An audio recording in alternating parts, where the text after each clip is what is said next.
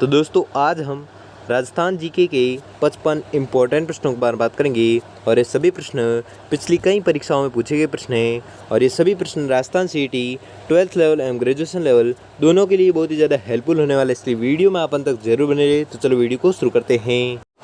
तो आपका पहला सवाल है कि क्षेत्रफल के अवरोही क्रम में राजस्थान में वन प्रकार की कौन सी क्रमावली सही है। तो सही क्रमावली बतानी है और इसमें सही क्रमावली है शुष्क पर्णपाती, मिश्रित पर्णपाती, उष्णकटिबंधीय कांटेदार और उपोष्णकटिबंधीय सदारहित। यह जो क्रमावली है जो सही क्रमावली है अवरोही क्रम में, ठीक है। और यह प्रश्न लैब असिस्टेंट 2016 की परीक्षा में आया हुआ है और ये वेरी मोस्ट इम्पोर्टेंट क्वेश्चन है, इसलिए आपको याद रखना है। अगला सवाल देखते हैं कि अगला सवाल है कि रामसर सम्मेलन जो कहाँ पर हुआ था, ईरान में, ठीक है। तो रामसर सम्मेलन द्वारा चिन्हित राजस्थान में अंतर्राष्ट्रीय महत्व के वन्य जीव आर्द्रभूमि पारिस्थितिकी स्थलों के नाम बताइए। तो आपको याद रखना है उन स्थलों के नाम है सांबर झील, केवलादेव घना, ठीक है। सांबर झील और केवलादेव घना है जो रामसर सम्मेलन द्वारा चिन्हित राजस्थान में अंतर्राष्ट्रीय महत्व के वन्य जीव आर्द्रभूमि पारिस्थितिक स्थलों के नाम हैं। कौन से? एक है सांबर झील और दूसरा है केवलादेव घना, ठीक है। और ये हाई कोर्ट LDC एग्ज़ाम 2015 में पूछा गया था। अगला सवाल है कि सरिस्का बाघ परियोजना में बाघों के विलुप्त होने के उपरांत प्रथम बार बाघ का पुनर्स्थापन रणथंभौर से किया गया। तो कब किया गया?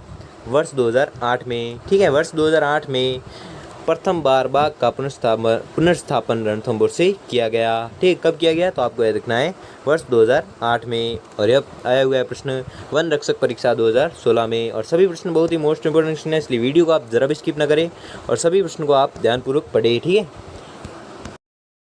अगला सवाल है कि निम्नलिखित कथनों का परीक्षण कीजिए तथा नीचे दिए गए कोड का उपयोग करते हुए सही उत्तर का चयन कीजिए। तो इसमें सही उत्तर का चयन करना है। पहले पढ़ लेते हैं कि शुष्क सागवान के वन राजस्थान के दक्षिणी भाग में संकेंद्रित है। सागवान के वन 75 से 110 सेंटीमीटर वार्षिक वर्षा वाले क्षेत्रों में पाए जाते हैं। माउंट आबू पर उपोष्णकटिबंधीय सदाबहार वन पाए जाते हैं। और लास्ट है कि पश्चिमी राजस्थान के वन मिश्रित पतझड़ वाले वन हैं। तो इसमें सही उत्तर होगा A, B और C, ये तीनों सही है।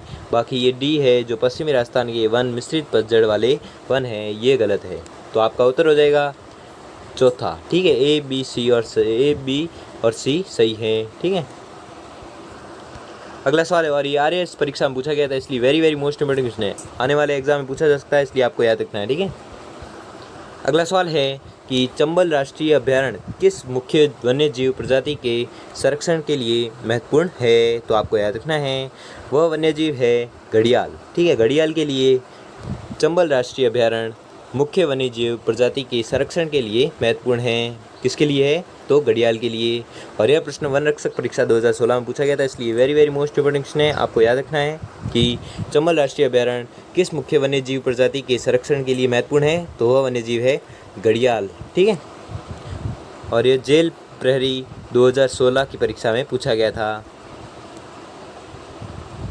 सॉरी, ये नहीं पूछा गया था, ये नीचे वाला पूछा गया था, ये वन रक्षक में पूछा गया था, ठीक है। आपको याद रखना है ये वन रक्षक में पूछा गया था।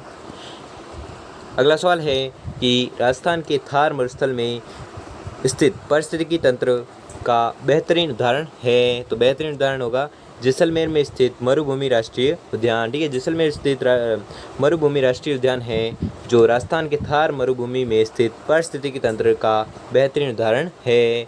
और यह प्रश्न जेल प्रेरी परीक्षा 2016 में पूछा गया था कि राजस्थान के थार मरुस्थल में स्थित पारिस्थितिकी तंत्र का बेहतरीन उदाहरण कौन सा है। तो आपको याद रखना है जैसलमेर में स्थित मरुभूमि राष्ट्रीय उद्यान है जो पारिस्थितिकी तंत्र का बेहतरीन उदाहरण है। अगला सवाल है कि राजस्थान सरकार द्वारा पहली वन नीति का अनुमोदन कब किया गया। तो पहली वन नीति का अनुमोदन किया गया था फरवरी 2010 को, ठीक है। फरवरी 2010 को राजस्थान सरकार द्वारा पहली वन नीति का अनुमोदन किया गया और ये RAS प्री 2016 के एग्जाम में पूछा गया था, इसलिए वेरी मोस्ट इंपोर्टेंट क्वेश्चन है कि राजस्थान सरकार द्वारा पहली वन नीति का अनुमोदन कब किया गया। तो आपको याद रखना है फरवरी 2010 को किया गया था। अगला सवाल है कि निम्न में से किस वृक्ष प्रजाति के बीजों से तेल की प्राप्ति होती है। तो वह है रतनजोत, ठीक है।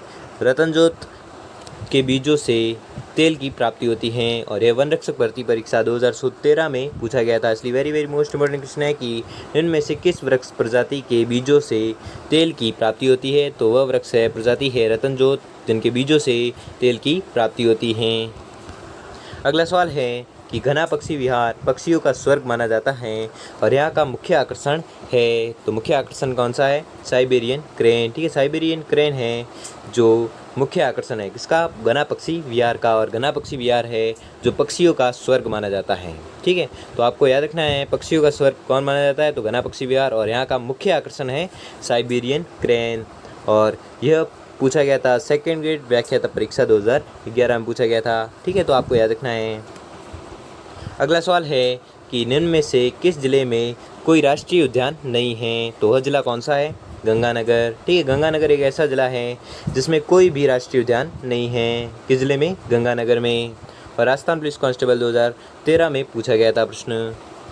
अगला सवाल है कि निम्न में से कौन सा युग्म है जो सही सुमेलित है? तो आपको याद रखना है सही सुमेलित युग्म है केवलादेव, जो भरतपुर में है। ठीक है, केवलादेव भरतपुर है जो सही युग्म है, सही सुमेलित युग्म है।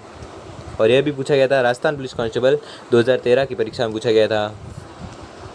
अगला सवाल है कि राजस्थान में दर्रा अभ्यारण्य कहाँ पर स्थित है? तो आपको याद रखना है दर्रा अभ्यारण्य है जो झालावाड़ में स्थित है। और इसका व्याख्या की बात करें तो वन विभाग के अनुसार यह कोटा एवं झालावाड़ दोनों में विस्तृत है। ठीक है, जो दर्रा अभ्यारण्य है जो कोटा एवं झालावाड़ दोनों में विस्तृत है वर्तमान में। ठीक है, पहले झालावाड़ में था, अब कोटा और झालावाड़ दोनों में है। ठीक है, तो आपको याद रखना है। और राजस्थान पुलिस कांस्टेबल परीक्षा 2012 और बीएसटी परीक्षा 2009 में पूछा गया था। अगला सवाल है कि किस वृक्ष के पत्तों से बीड़ी बनाई जाती है?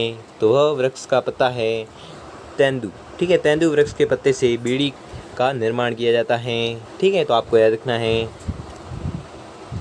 अगला सवाल है कि राजस्थान के भेड़ियों की संख्या में निरंतर कमी के चलते वन विभाग द्वारा राज्य में कहा भेड़ियां प्रजनन केंद्र खोलने का निर्णय लिया गया है। तो यह निर्णय लिया गया है नाहरगढ़। ठीक है, नाहरगढ़ में भेड़िया प्रजनन केंद्र खोलने का निर्णय लिया गया है। और किस कारण से लिया गया है? भेड़ियों की संख्या में कमी के चलते यह निर्णय लिया गया है। और कहाँ पर खोलने का निर्णय लिया गया है? तो आपको याद रखना है नाहरगढ़ में खोलने का निर्णय लिया गया है। और इसकी व्याख्या की बात करें तो वर्ष 2016 की गणना के अनुसार संपूर्ण प्रदेश में भेड़ियों की संख्या 892 है तथा जयपुर में 82 थी। वर्तमान में नाहरगढ़ जूलॉजिकल पार्क में भेड़ियों की संख्या 10 से 12 है। वन विभाग द्वारा वन्य जीव का इस प्रजाति को संकटग्रस्त और दुर्लभ प्राणी माना गया है और इसकी आयु लगभग 12 वर्ष की होती है। ठीक है, इसकी आयु भी कितनी होती है? तो आपको याद रखना है 12 वर्ष होती है। और वर्तमान में यह इसकी कमी होती जा रही है। ठीक है, तो अगला सवाल है कि सर्विलांस एंड एंटी पैंचिंग सिस्टम लागू करने वाला देश का पहला राज्य है। तो पहला राज्य कौन सा है? राजस्थान। ठीक है, राजस्थान देश का पहला राज्य है जिसने सर्विलांस एंड एंटी पैंचिंग सिस्टम लागू किया था। ठीक है, तो वह कौन सा राज्य है? तो आपको याद रखना है राजस्थान। और व्याख्या की बात करें तो यह system Mukundra hills tiger reserve, Ranthambore national park, Sariska tiger reserve, Jawai Bandh एवं जालाना तेंदुआ संरक्षित क्षेत्र में लगाया जाएगा। ठीक है, अगला सवाल है कि मगरमच्छ की प्रजनन परियोजना कहाँ क्रियान्वित की जा रही है? तो आपको याद रखना है यह क्रियान्वित की जा रही है बागदड़ा नेचर पार्क जो उदयपुर में स्थित है। ठीक है, बागदड़ा नेचर पार्क में मगरमच्छ की प्रजनन परियोजना क्रियान्वित की जा रही है। कहाँ पर? बागदड़ा नेचर पार्क पर। और कहाँ पर है यह? उदयपुर में स्थित है। और व्याख्या की बात करें तो 13 अक्टूबर 2017 को यहाँ चीतलों को छोड़ा गया है और अब इसे मृगवन के रूप में भी विकसित किया जा रहा है। किसे? तो बागदड़ा नेचर पार्क को। अगला सवाल है कि हमारे राज्य का पक्षी अभ्यारण्य किस जिले में स्थित है? तो आपको याद रखना है यह स्थित है भरतपुर में। ठीक है, हमारे राज्य का पक्षी अभ्यारण्य किस जिले में स्थित है? तो आपको याद रखना है पक्षी अभ्यारण्य है जो भरतपुर में स्थित है। और यह प्रश्न पूछा गया था रीट लेवल फर्स्ट एग्ज़ाम 2012 में पूछा गया था। अगला सवाल है कि राजस्थान राज्य के वृक्ष राज्य पक्षी तथा राज्य जंतु क्रमशः है, तो क्रमशः है क्या? खेजड़ी, गोडावण, चिंकारा। ठीक है, खेजड़ी, गोडावण है, गोडावण और चिंकारा है। जो राज्य वृक्ष खेजड़ी, राज्य पक्षी की बात करें तो गोडावण और राज्य जंतु की बात करें तो चिंकारा है। यह क्रमशः तीनों हैं। ठीक है, तो आपका उत्तर हो जाएगा 1।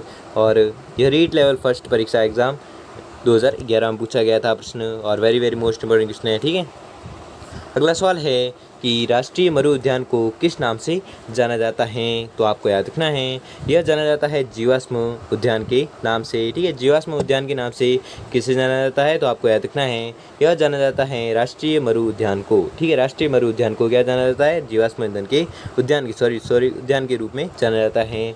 और यह कॉलेज व्याख्याता परीक्षा 2014 में पूछा गया था। ठीक है, अगला सवाल देखते हैं कि अगला सवाल है ताल छापर अभयारण्य है जो जिसके लिए प्रसिद्ध है वह है, तो किसके लिए प्रसिद्ध है? कृष्णमृग के लिए। ठीक है, कृष्णमृग के लिए प्रसिद्ध है क्या? ताल छापर अभयारण्य। और यह सेकंड ग्रेड क्लर्क परीक्षा 2013 में पूछा गया था कि ताल छापर अभयारण्य है जो किसके लिए प्रसिद्ध है? तो आपको याद रखना है, कृष्णमृग के लिए प्रसिद्ध है। अगला सवाल है कि धोकड़ा है, धोकड़ा है तो धोकड़ा क्या है? तो आपको याद रखना है, धोकड़ा है वृक्ष है एक। ठीक है, धोकड़ा एक वृक्ष है। ठीक है, तो आपको याद रखना है, धोकड़ा क्या है? एक वृक्ष है। और ये सेकंड ग्रेड व्याख्याता परीक्षा 2011 में पूछा गया था। इसलिए सभी प्रश्न बहुत ही महत्वपूर्ण प्रश्न हैं। इसलिए वीडियो आप कमेंट बॉक्स में कमेंट करके बताएं कि वीडियो आपको कैसा लगा। और इस वीडियो को बनाने में बहुत समय लगा, इसलिए वीडियो को लाइक और चैनल को सब्सक्राइब कर लीजिए। धन्यवाद।